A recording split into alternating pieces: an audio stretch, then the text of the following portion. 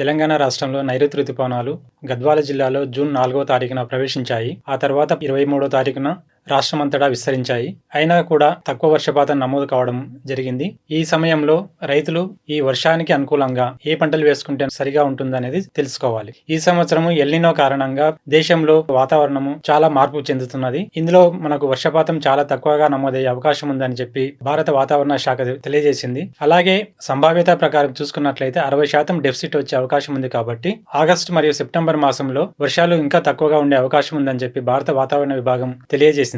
ఇటువంటి పరిస్థితుల్లో మనము ఏ పంటలను ఎంపిక చేసుకోవాలి, అలాగే సాధారణ సమయం అయిపోయిన తర్వాత ఎటువంటి ప్రత్యామ్నాయ పంటలను వేసుకోవాలి అనేది తెలుసుకోవాలి. సాధారణంగా జూన్ 30వ తేదీ వరకు అన్ని పంటలను వేసుకోవచ్చు. మనం సాగు చేసే ప్రధాన పంటలైన కంది, పత్తి, మొక్కజొన్న, జొన్న, సోయా చిక్కుడు, పెసర, మినుము ఇటువంటి పంటలు అన్ని కూడా జూన్ 30వ తారీఖు వరకు వేసుకోవచ్చు.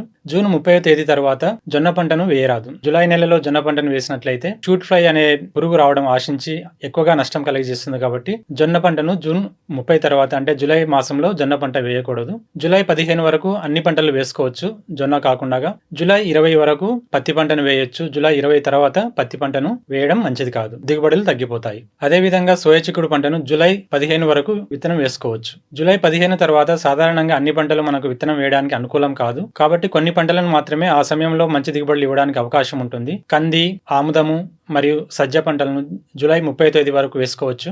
జూలై తర్వాత కూడా మనకు ఋతుపవనాలు ఆలస్యమైనట్లయితే, వర్షాలు తక్కువగా ఉండి వర్షాభావ పరిస్థితులు ఉన్నట్లయితే ఆగస్టు మొదటి వారంలో కంది పంటను మొక్కల మధ్య వేయడం, తక్కువ దూరంతో విత్తనం వేసుకోవాలి.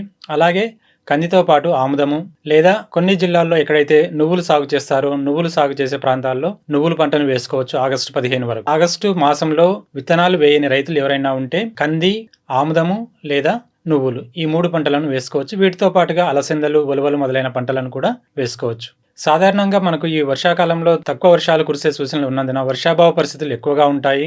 ఒక్కసారిగా అధిక వర్షాలు కురవడం జరగవచ్చు. ఎక్కువ కాలము వర్షాలు కురవకపోవడం, దీనివల్ల నేలలో తేమ లభ్యం కాకపోవడం జరుగుతుంది.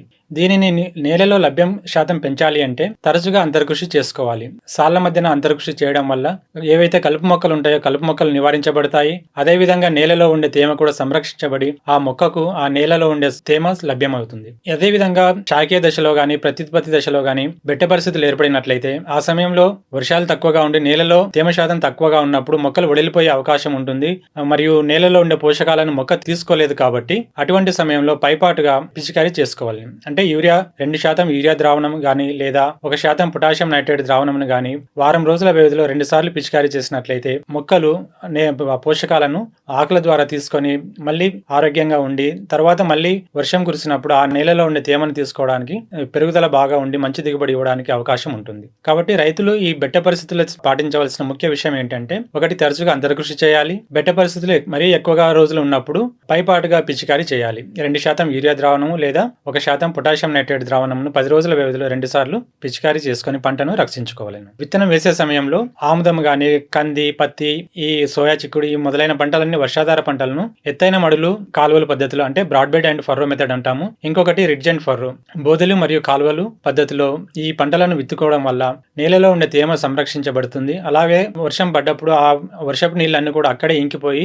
అదే పంటకు అదే మొక్కలకు ఆ తేమ లభ్యమవుతుంది. కాబట్టి విత్తే సమయంలో broad bed and furrow method గాని లేదా రిడ్జ్ అండ్ ఫర్రో మెథడ్ గాని ఫాలో అయ్యి విత్తనం వేసుకోవాలను. వ్యవసాయ వాతావరణ పరిశోధన విభాగం ప్రొఫెసర్ జయశంకర్ తెలంగాణ వ్యవసాయ విశ్వవిద్యాలయం వారు ప్రతి మంగళ మరియు శుక్రవారం రోజున వాతావరణ ఆధారిత వ్యవసాయ సలహాలను అందజేయడం జరుగుతుంది. వీటిలో ప్రతి పంటకు సంబంధించిన చీడపీడలు, తెగుళ్లు ఏవైతే వస్తున్నాయో వాటిని ఏ విధంగా నివారించుకోవాలి, అదే విధంగా వర్షపాతం సూచనలను అనుసరించి పంట యాజమాన్య పద్ధతులను ఏ విధంగా పాటించాలో అన్ని విషయాలు ఈ సూచనలలో పొందుపరచబడి ఉంటాయి. కాబట్టి ఈ వాతావరణ ఆధారిత వ్యవసాయ సలహాలను రైతులు పాటించి వాతావరణంలో సంభవించే దుష్ప్రభావాలను కొంతవరకు నివారించుకోవచ్చును. ఈ విధమైన యాజమాన్య పద్ధతులు పాటించి ఈ ఎల్నినో వలన తక్కువ వర్షపాతం ఏదైతే నమోదవుతుందో దాని నుంచి కూడా మనం కొంతవరకు పంట నష్టపోకుండా సాధారణ దిగుబడులు పొందడానికి అవకాశం ఉంటుంది.